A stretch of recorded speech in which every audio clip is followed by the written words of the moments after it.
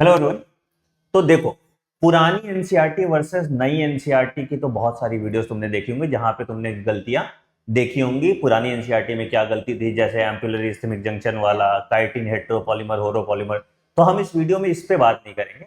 हम इस वीडियो में अपडेटेड जो नई एनसीईआरटी है उसके बारे में बात करेंगे कि एनसीईआरटी में कौन कौन सी गलतियां हैं, दूसरा कौन कौन से कंफ्यूजिंग लाइन है जहां पे एनसीईआरटी अपने आप को एक्सप्लेन नहीं करती, और तीसरा की जो समरी है एनसीईआरटी की, वहां पे क्या क्या दिक्कतें हैं। कहीं पे समरी में कुछ लिखा हुआ है और एनसीईआरटी के टेक्स्ट में कुछ लिखा हुआ है, तो हम इन सब को यहाँ पे कंपाइल करके आपके लिए देंगे। बट मैं कुछ बच्चों को थैंक यू करना चाहता हूं जिन बच्चों ने कंट्रोवर्शियल एनसीईआरटी लाइन वाले वीडियो के नीचे कमेंट में बहुत अच्छे अच्छे सवाल पूछे हम हमसे। सब रीड करते हैं आपके हाँ, कमेंट। तो सारे कमेंट हमने पढ़े, उनको भी हमने इसमें इंक्लूड किया है। और ये वीडियो मुझे फिर से री रिकॉर्ड करना पड़ा क्योंकि लास्ट में उसका ऑडियो खत्म हो गया था, बट ठीक है। कुछ क्वेश्चंस भी थे तुम्हारे वीडियो के नीचे, तो उनके भी सॉल्यूशंस हम बताएंगे। खास करके जीन क्रोमोसोम वाला जो कंट्रोवर्सी है उसको भी यहाँ पे सॉर्ट कर देंगे। इसका पूरा पीडीएफ तुमको टेलीग्राम चैनल t.me/001 पे मिल जाएगा। इसका पार्ट 1 ऑलरेडी अपलोडेड है, इसका भी तुमको लिंक डिस्क्रिप्शन में मिल जाएगा। पार्ट 2 ये है, एक पार्ट और बनेगा जिसमें हम बाकी सारा कंट्रोवर्शियल लाइन को कंप्लीट करके स्टार्ट करेंगे। एंगेजमेंट और रिस्पांस हमें वैसा ही मिलना चाहिए बहुत जैसा मेहनत हमें लगता है। पुरानी वीडियोस में मिला। ठीक है, तो चलो बिना किसी देरी के शुरू करते हैं। सबसे पहला स्लाइड आपका, ठीक है। तो देखो, इस बार हमने जो सबसे अच्छा लगा था मुझे वो सबसे पहले रख दिया। पिछली बार कुछ और था, अगर पुराने वीडियोस आपने देखे होंगे तो। देखो बेटा, क्या एक्सक्रीटरी प्रोडक्शन इन एलिमिनेशन में देखोगे तो ये तुम्हारी नई एनसीईआरटी का डायग्राम है, ठीक है। और ये ओल्ड एनसीईआरटी का टेक्स्ट है, ये न्यू एनसीईआरटी का टेक्स्ट है, ठीक है। दो फिनोमिना आप पढ़ते हो, एक को हम कहते हैं रीअब्जॉर्प्शन और दूसरे को कहते हैं हम सिक्रीशन। सेलेक्टिव सिक्रीशन या सिक्रीशन कह लो, है ना, दोनों अलग अलग चीज है। सिक्रीशन, ठीक है। अच्छा, रीअब्जॉर्प्शन और सिक्रीशन में क्या डिफरेंस है वो देखिए पहले। सबसे पहले रीअब्जॉर्प्शन क्या हुआ कि आप कोई चीज अपने ब्लड स्ट्रीम में ले लेते हो, जो यूटिलाइज करते हो रीअब्सॉर्ब हो जाता है, और एक्सक्रीटरी वेस्ट ट्यूब्यूल में चला जाता है, वो सिक्रीट हो जाता है। तो यहां आप देखोगे कि H+NH3 ये क्या हो रहा है, सिक्रीट हो रहा है, और K+ क्या है, ये रीअब्सॉर्ब हो रहा है। इसमें PYQ आया हुआ है। और पहले एनसीईआरटी ये लिखती थी, पुरानी एनसीईआरटी जब आप देखेंगे वहां पे ये लिखा हुआ है क्या, कि selective secretion of hydrogen, ammonia and potassium, ठीक है, विच इज रॉन्ग। और नई एनसीईआरटी में इन्होंने ये वाली लाइन ही हटा दी, सिर्फ डाल दी selective secretion of hydrogen and ammonia, ठीक है। इसने K+ को हटा दिया। तो जो आंसर की पहले बनती थी उसमें क्या होता था, पोटेशियम को सिक्रीशन में डालते थे। अब क्या बनती है, तो आप बोलती है रीअब्सॉर्ब। अब दोनों में सही क्या है, तो सही ये है बेटा। आप देखोगे, आपको मैंने ना इसकी पूरी पीडीएफ ही दे दी, ठीक है, जहां पे कहां क्या रीअब्सॉर्ब हो रहा है, कहां क्या सिक्रीट हो रहा है, ये बड़ा प्यार से समझाया हुआ है इस पीडीएफ में, ठीक है। तो यहां देखिए, सबसे पहला चीज देखिए, पोटेशियम क्या हो रहा है, रीअब्सॉर्ब होता है पीसीटी की अगर हम बात करें। दूसरा, अगर डीसीटी की बात करेंगे तो सिक्रीट होता है। तो इसको सवाल बन सकता है कि मैंने बोल दिया कि K+ is secreted in PCT and selectively reabsorbed in DCT। क्या ये ट्रू होगा या फॉल्स होगा, ये फॉल्स हो जाएगा। तो ये चीज तरह के सवाल आपको बनने, आप तुम 10 बार एनसीईआरटी पढ़ लो, तुमको ये गलतियां नहीं दिखेंगी, ठीक है। और इसके लिए हमने एक कोर्स भी आपके लिए लॉन्च किया है, मैं बता ही देता हूं, ठीक है। तो आप मेरी वेबसाइट anandmoney.in पे जाओगे और जब होम पे देखोगे तो आपको एक कोर्स दिखेगा जिसका नाम है NTA नीट 2025 अभ्यास बैच। आ जाओ भाई, नीट 2025 अभ्यास बैच, ठीक है। आप इस पे क्लिक करेंगे तो हम यहाँ पे 10,000 क्वेश्चन प्रैक्टिस कराने वाले हैं। मेरे क्लिक से खुल नहीं रहा, अच्छा स्लो, अच्छा हाँ। 10,000 क्वेश्चन प्रैक्टिस कराने वाले हैं यहाँ पे, ठीक है, जिसमें लगभग 6,000 बायोलॉजी क्वेश्चन, 2,000 फिजिक्स के क्वेश्चन और 2,000 केमिस्ट्री के क्वेश्चन। तो आप देखोगे, पहले हम टॉपिक वाइज क्वेश्चन करा रहे हैं, फिर यूनिट वाइज टेस्ट दे रहे हैं, और फिर फुल सिलेबस टेस्ट के फॉर्म में इसको कंप्लीट करा रहे हैं। पूरा शेड्यूल आपके पास यहाँ पे है।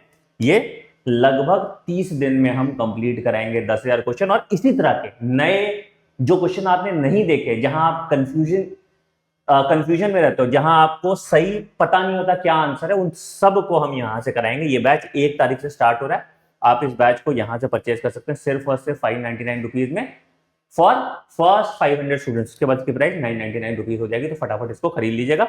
फर्स्ट से ये बैच शुरू है, और जैसा आप ये टाइम पे देख रहे होगे कि हम लगभग 400 क्वेश्चन रोज प्रैक्टिस करेंगे। फिजिक्स के 100 क्वेश्चन, केमिस्ट्री के 100 क्वेश्चन और बायोलॉजी के 200 क्वेश्चन। तो जैसे क्वेश्चन मैं अभी यहाँ पे आपको बना के दिखा रहा हूं, वैसे ही यूनिक क्वेश्चन आपको यहाँ पे मेरे साथ प्रैक्टिस करने को मिलेगा, मतलब पूरी एनसीईआरटी का रिवीजन विथ थरो एक्सप्लेनेशन भी। तो this is the best way to revise in last 30 days and boost your marks for NEET 2025 है। मुद्दे की बात पे फिर से आते हैं। तो एक्सक्रीशन वाला ये समझ गए, ठीक है, ये भी बहुत इंपॉर्टेंट है, कहां किसका रीअब्जॉर्प्शन होता है, कहां किसका सिक्रीशन होता है। तो याद रखिएगा, K+ क्या बोला मैंने, K+ is reabsorb in the PCT and selectively secreted in DCT। तो ये डायग्राम सही है, नई एनसीईआरटी का टेक्स्ट सही है, बट इसमें K+ का रोल नहीं लिखा था उसने, मैंने बता दिया, इसको अपने एनसीईआरटी में ऐड कर लीजिएगा, ठीक है। पुरानी एनसीईआरटी वाले प्लीज इसको करेक्ट कर लीजिएगा। चलिए दूसरा आते हैं मूवमेंट एंड लोकोमोशन में। एक बहुत, वैसे तो ये लैंग्वेज एरर है, क्या लिखा भैया, 12 पेयर्स ऑफ रिब्स है, उसके बाद लिखा each rib is a thin flat bone, ठीक है, बहुत अच्छी बात है, connected dorsally to vertebral column and ventrally to sternum. भाई क्या ये सही स्टेटमेंट है? सब रिब तो नहीं कनेक्ट होते, ओनली ट्रू रिब। तो अगर मैं यहां पे ईच रिब के बदले ऑल रिब्स कर दूं, तुम्हारा स्टेटमेंट गलत हो जाएगा, ठीक है। ईच में तो चलो फिर भी कंट्रोवर्सी है, ठीक है, ऑल कर दूंगा तो स्टेटमेंट गलत हो जाएगा। तो इस तरह के स्टेटमेंट्स पे भी आपको ध्यान देना है। तीसरा तुम्हारा दिया हुआ है क्या भैया, लोकोमोशन में देखो यहाँ पे मसल वाले जो टॉपिक है, ठीक है, इसमें लिखा हुआ है locomotion of protozoans like Euglena. अब भाई यूग्लिना प्रोटोजोआ कब से हो गया, यूग्लिना प्रोटिस्टा है, जो एक सब ग्रुप में आता है जिसका नाम है यूग्लिनोइड्स। प्रोटोजोआ में तुम्हारा पैरामीशियम आ गया है ना, ये सब आ जाता है, तो ये चीज आपको ध्यान में रखना है, ठीक है। फिर एक और चीज यहां पे देखो, जब हम स्कल की बात करते हैं, ठीक है, तो स्कल में क्या होता है, तुम्हारा 8 क्रेनियम, ठीक है, 14 फेशियल, 6 ईयर ऑसिकल और 1 हायोइड, जिसको मिला दोगे तो 29 बोन हो जाता है, ठीक है। बट टेक्निकली स्कल का जो पार्ट है सिर्फ यही दोनों है, दैट इज 22 बोन्स, ठीक है। अब तुम्हारी एनसीईआरटी लिखती है कि hyoid bone is also included in school, but तुम कोई भी स्टैंडर्ड किताब देखोगे, ग्रेज एनाटॉमी या कोई भी किताब देखोगे, तो क्या होता है, हायोइड बोन को स्कल का पार्ट नहीं बोलते। हायोइड बोन कौन सा है, it is the only bone which is not attached to any other bone, it is not attached to any other bone directly, है ना। तो इसलिए hyoid bone is not a part of skull, ठीक है। ये क्या करता है, टंग से अटैच होता है, ठीक है। तो ये ध्यान रखिएगा, it is not included, also जो है इसको आप नॉट इंक्लूडेड कर लीजिएगा, तो आपका स्टेटमेंट सही हो जाएगा, ठीक है। एक और चीज था, एड्रिनल ग्लैंड पे एक सवाल आता है, यहां पे क्या लिखा हुआ, the anterior part of each kidney, ठीक है। एड्रिनल ग्लैंड, एंटीरियर मतलब बेटा क्या होता है ना, आगे। क्या आगे होता है किडनी के? नहीं, ऊपर होता है ना। तो ये एंटीरियर नहीं होगा, ये होगा सुपीरियर। ये क्या होगा, ये होगा सुपीरियर होगा, ये एंटीरियर नहीं होगा, ध्यान रखिएगा। तो इसे एंटीरियर को आप सुपीरियर में कन्वर्ट कर दीजिए, ठीक है। अच्छा, एक बच्चा कमेंट किया था जब मैंने ये वाला बताया था उसको, तो बोला कि सर फिर एंटीरियर पोस्टीरियर एक्सिस पे रिब्स का क्यों देता है? तो बेटा छाती जब तुम वो सांस लेते हो तो क्या होता है, आगे की तरफ जा रहे हैं, तो आगे पीछे तो हो रहा है ना, तो इसलिए वहां एंटीरियर पोस्टीरियर एक्सिस ठीक है, यहां पे जो होगा यहां पे सुपीरियर होगा। देखो सिंपल याद रखो, ठीक है। एंटीरियर आगे, सॉरी एंटीरियर आगे,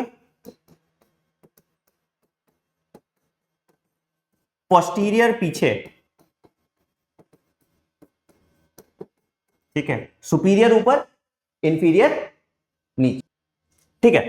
तो एंटीरियर मतलब आगे, पोस्टीरियर मतलब पीछे, ठीक है। उसके बाद आ गया सुपीरियर, पता ही है आपको, ऊपर, इंफीरियर नीचे, ठीक है, और प्रॉक्सिमल मतलब पास, ठीक है, और डिस्टल मतलब दूर। तो पीडी ऐसे करके याद कर लोगे तो तुमको याद रहेगा कौन सा पार्ट कहां कहां है, ठीक है। तो ये वाला पार्ट आपको करेक्ट करके देखना है, ठीक है। अब आ जाइए मैम आपका डिपार्टमेंट। स्टाइलिश है।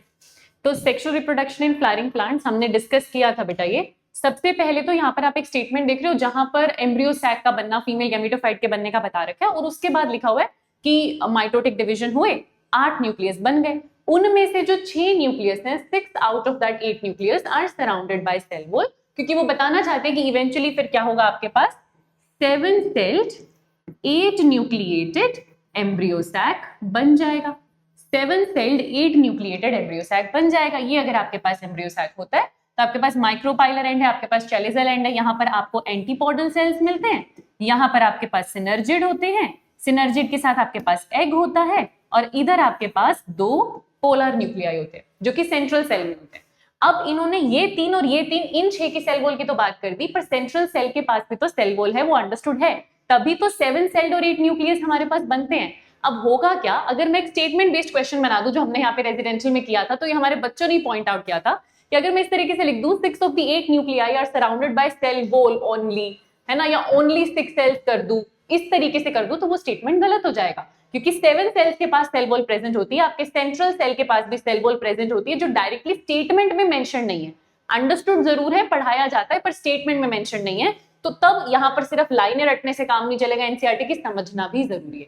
आपके पास 7 सेल वॉल प्रेजेंट है, तभी 7 सेल 8 न्यूक्लिएटेड ये कहलाता है। पहली चीज तो ये इस चैप्टर में याद रखें।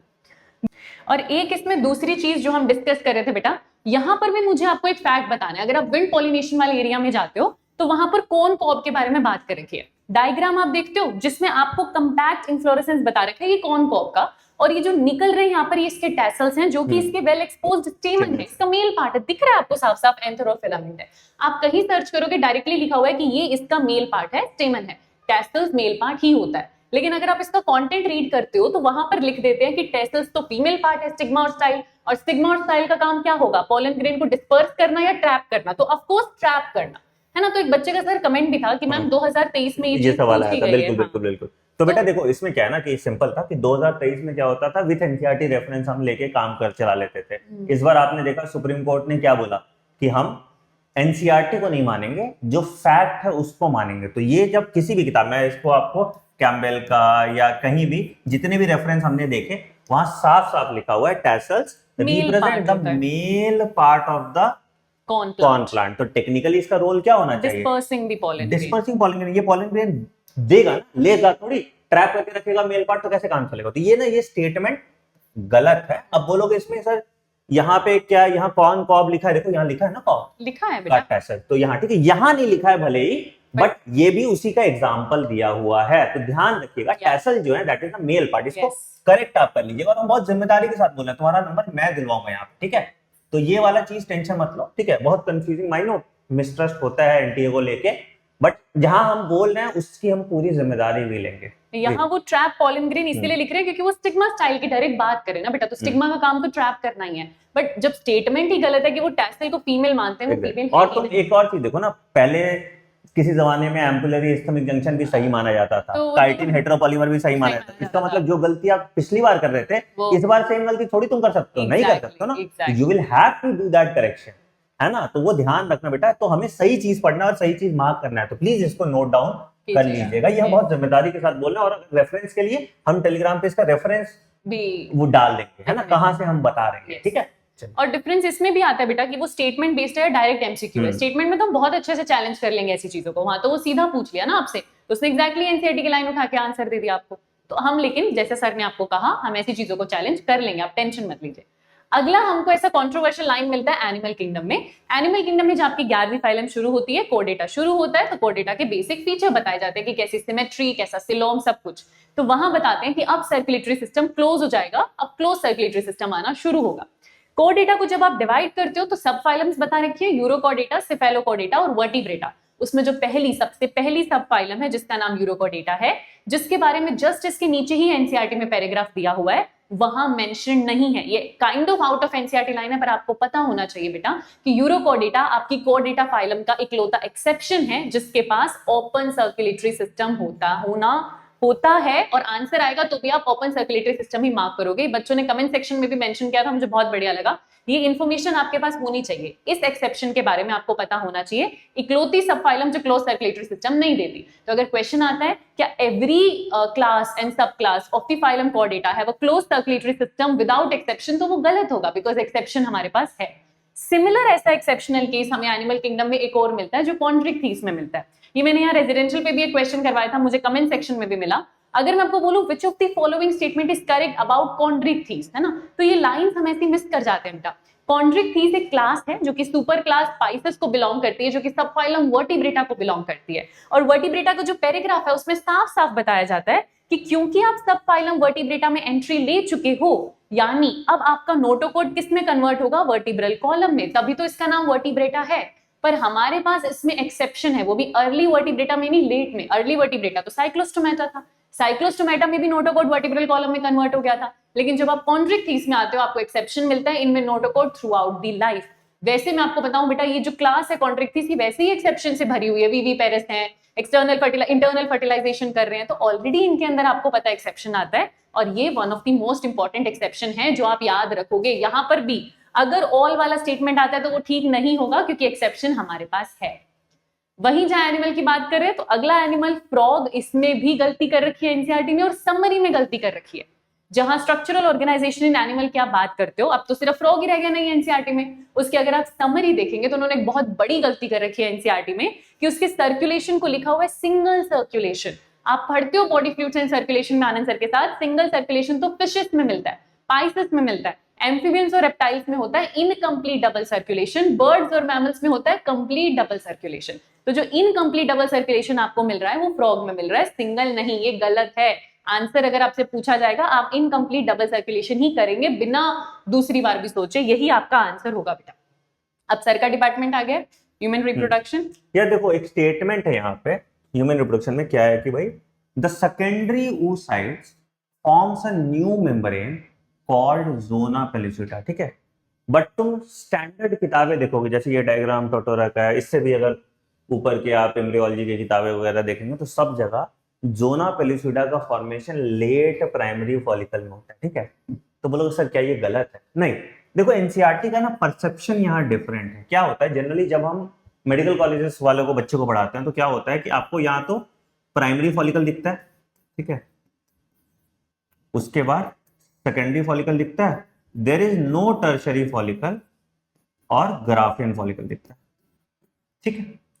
अब प्राइमरी फॉलिकल के पहले भी हम एक फॉलिकल पढ़ाते हैं जिसको हम कहते हैं प्रीमोडियल फॉलिकल, ठीक है। वहीं जो तुम्हारी एनसीईआरटी लिखती है, एनसीईआरटी इसको प्राइमरी बोलती है, इसको सेकेंडरी बोलती है, इसको टर्शरी बोलती है और इसको ग्राफियन बोलती है। तो उसके हिसाब से तो भैया लेट प्राइमरी फॉलिकल ही हो रहा है ना, तो मतलब सेकेंडरी फॉलिकल ही उसके हिसाब से। तो दिस स्टेटमेंट इज करेक्ट। किसी बच्चे ने कमेंट किया था इसलिए मैंने इसको क्लैरिफाई कर दिया, ठीक है। एक चीज और जो सवाल आता है यहाँ पे कि जोना पेलिसिटा ए सेल्यूलर होता है, और एक चीज नहीं मेंशन है कि सेल्स ऑफ कोरोना रेडिएटा क्या होता है। सेल्स लिखा हुआ है, सिंपल है, तो कोरोना रेडिएटा जो है वो सेल्यूलर होगा, ये प्लीज ध्यान रखिएगा, ये सेल्यूलर, ठीक है। ये बहुत इंपॉर्टेंट पॉइंट है, इसको ध्यान से रखिएगा, ठीक है। अगला सवाल हाँ, अच्छा एक और चीज यहां लिखा है क्या, the Graafian follicle now ruptures to release the secondary oocyte, और ब्रैकेट में लिख दिया ओवम। क्या सेकेंडरी oocyte और ओवम सेम चीज होता है? नहीं, सेकेंडरी oocyte आपका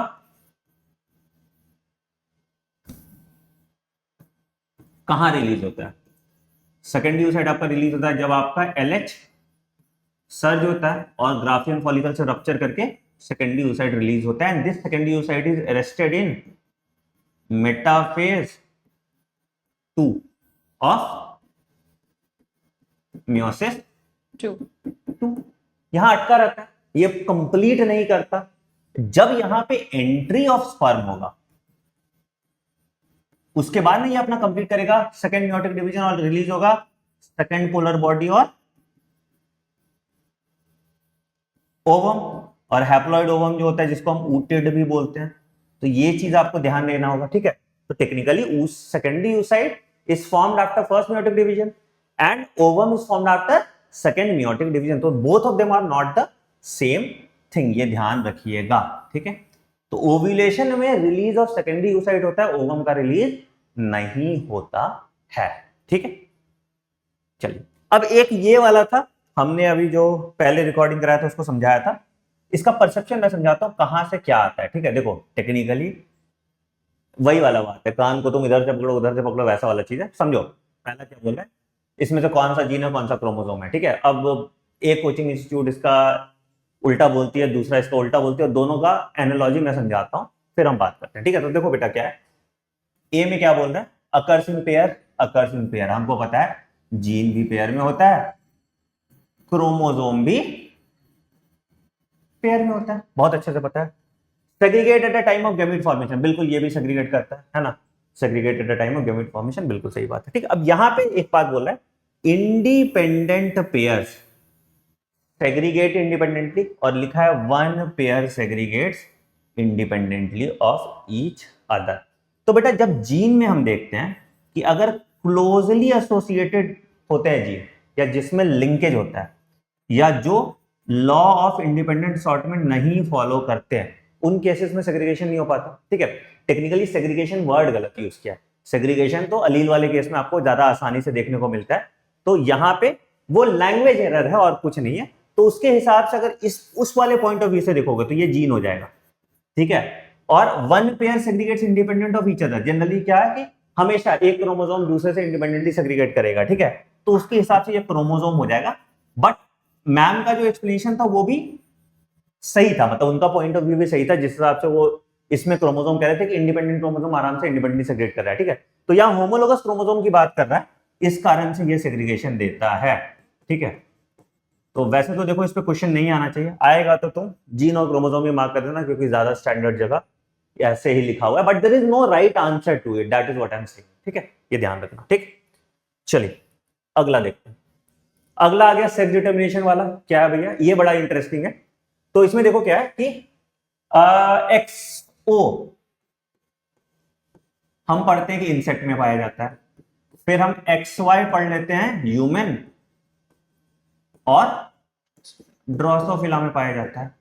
तो जनरली जब आता है ऑल इंसेक्ट अगर मैं डाल दूं, जैसे मतलब यहां लिखा है large number of insects, the mechanism of sex determination is XO type. अच्छा, बहुत अच्छी बात। ठीक है, और यहां लिखा है in a number of other insects the mechanism is XY।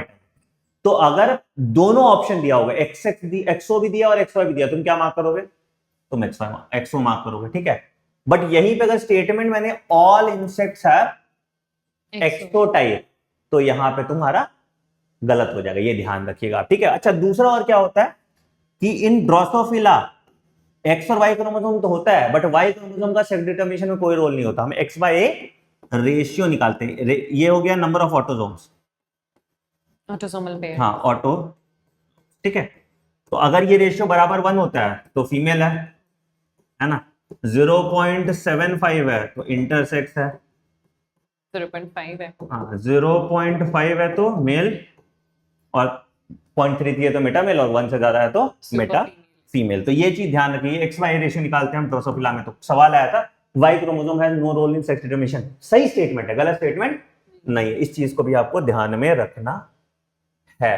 ठीक है, इवोल्यूशन में हम देख लो। इवोल्यूशन में ना बेटा, ये पूरे चैप्टर में आपको इतनी कंट्रोवर्शियल लाइंस मिल जाती हैं कि एक पॉइंट पे आपको लगेगा पूरा चैप्टर ही गलत है, जो कि सही बात भी है। बहुत सारी ऐसे स्टेटमेंट, साइंटिस्ट के नाम, ईयर्स, कब नॉन सेल्यूलर सेल्यूलर बोल रहे हो, एक बार आप नॉन सेल्यूलर अलग बोलते हो, एक बार आप उसको अलग तरीके से एक्सप्लेन करते हो, तो बहुत कुछ है जो इसमें कंट्रोवर्सी है।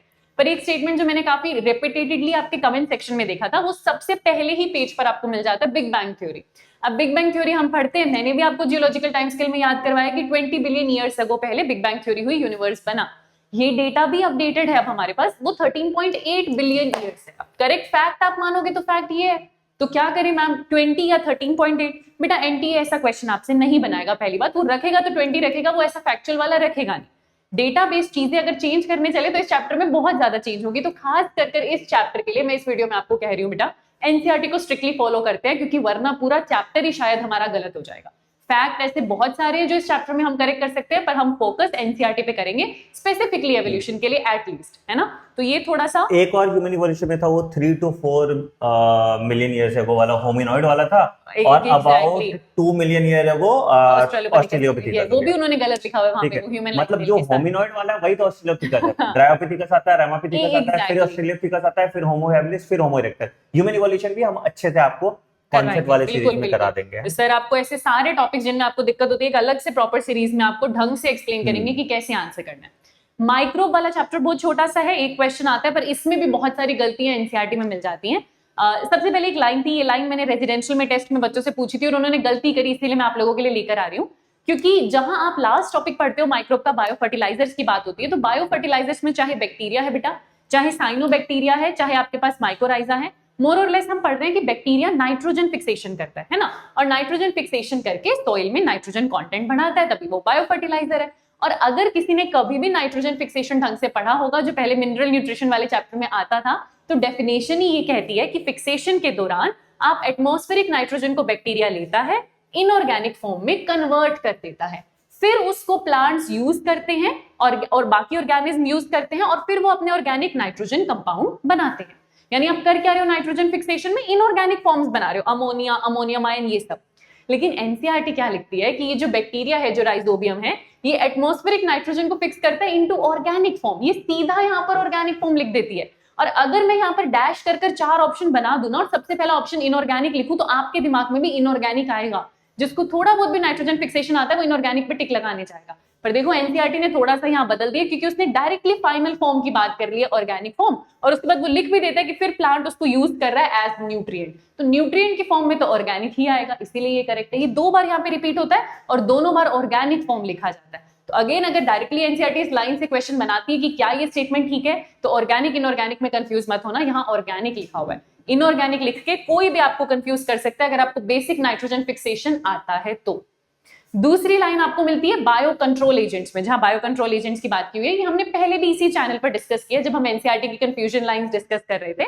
तो स्टार्टिंग में आपके पास लिखा हुआ है कि केमिकल पेस्टिसाइड यूज नहीं करने चाहिए, सारे पेस्ट को हमको इरेडिकेट नहीं करना। तो वहां पर लाइन लिखी हुई है कि eradication of the creatures that are often describe as pest is not only possible but also undesirable. Not only possible यहां पर लिखा हुआ है बेटा, एक्चुअली क्या आना चाहिए था, नॉट ओनली इम्पॉसिबल। ना ही सिर्फ ये इम्पॉसिबल है, साथ में हम ऐसा करना भी नहीं चाहते।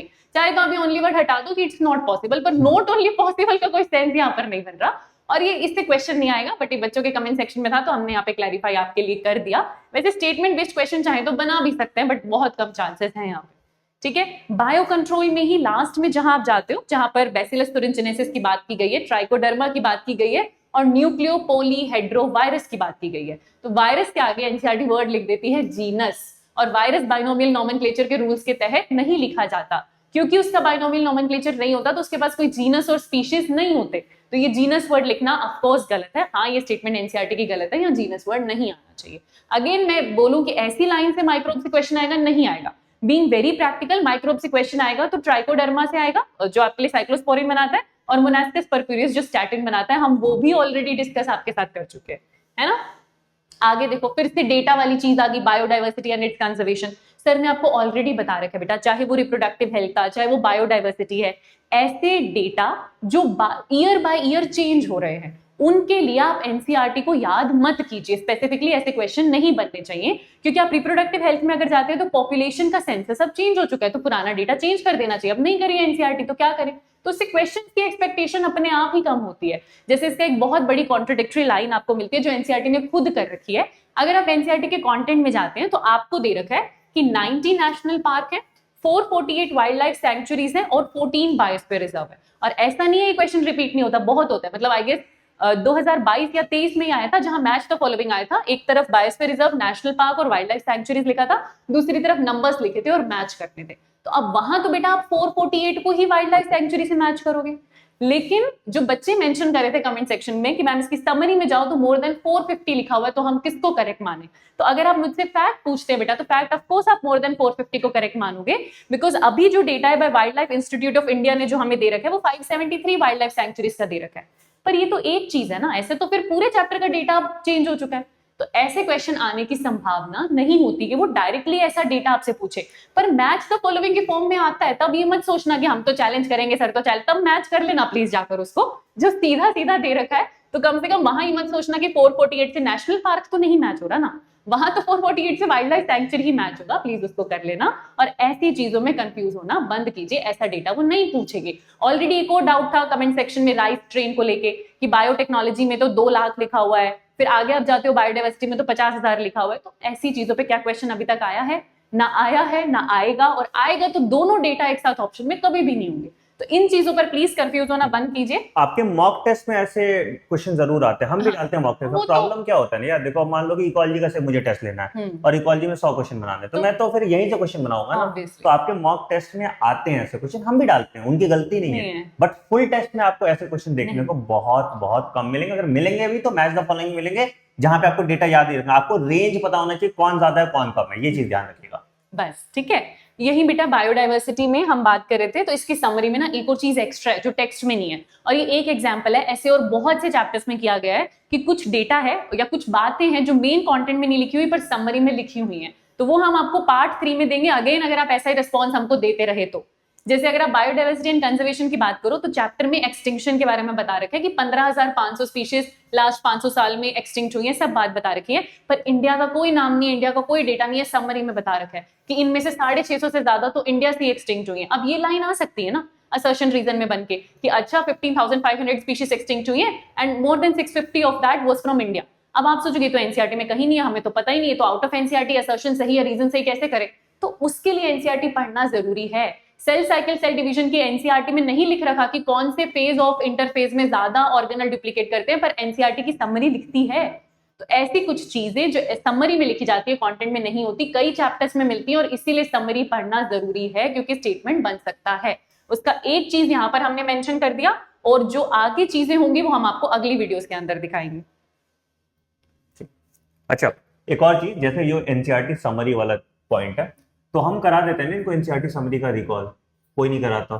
ठीक है, जो कोई नहीं कराता वही करा देते हैं इतना, लेकिन आसानी से नहीं सर, मेहनत इनको भी करनी पड़ेगी। ठीक है, तो कमेंट में डाल दो एनसीईआरटी समरी 1 शॉट। एक क्लास 11 का करा देते हैं, एक क्लास 12 का करा देते हैं, और जहां पे कंट्रोवर्सीज है वो भी बता देते हैं ना, हाईलाइट करके दिया। ठीक है, तो ये कर देते हैं। दूसरा बेटा क्या है ना, हमने ना एक सीरीज यहाँ पे डाली है एनसीईआरटी रिकॉल। अब बोलोगे सर हमें भी कैसे दिख जा रहा है ये, और मैं अभी 8 साल से पढ़ा रहा हूँ, मैम 3-4 साल से पढ़ा रही है, ठीक है, हमें भी नहीं दिखता ये सब चीज। तुम कितनी बार भी एनसीईआरटी देख लो, कुछ नहीं होगा जब तक क्वेश्चन नहीं पूछते हो। दो चीज, हमारा सोर्स होता है एक ऑफलाइन स्टूडेंट जो हमारे अच्छे टॉपर्स हैं, वो ऐसे खोजी सवाल लाते हैं, प्लस जो हम रिकॉल करते हैं जहां पे हमने हर एनसीईआरटी लाइन से सवाल बनाई है। चाहे ठीक है, तो ये रिकॉल फ्री ऑफ कॉस्ट, पूरी प्लेलिस्ट 11 वीडियोस ऑलरेडी है इसमें, ठीक है, इसका लिंक मैं डाल दूंगा डिस्क्रिप्शन में। और हम 10 इयर्स की पीवाईक्यू भी करेक्ट सॉल्यूशन के साथ, भले ही पहले आंसर कुछ और दिया गया, वो भी यहाँ पे कराते हैं। बाकी प्रैक्टिस के लिए अभ्यास बैच ज्वाइन कर लो। आपको जाना है वेबसाइट anandmani.in पे, और आज ही एनटीए या नीट 2025 अभ्यास बैच ज्वाइन कर लीजिए।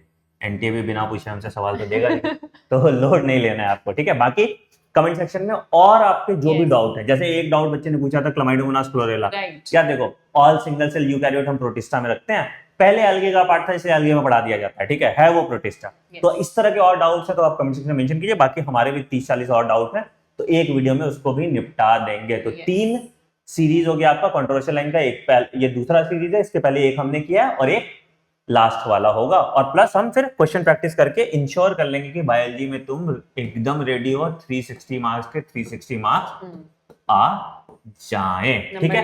तो चलो, वीडियो पसंद आया तो वीडियो को लाइक कीजिए, चैनल को सब्सक्राइब कीजिए, और मिलते हैं हम अगले वीडियो में। Bye bye, take care, have a great day, thank you.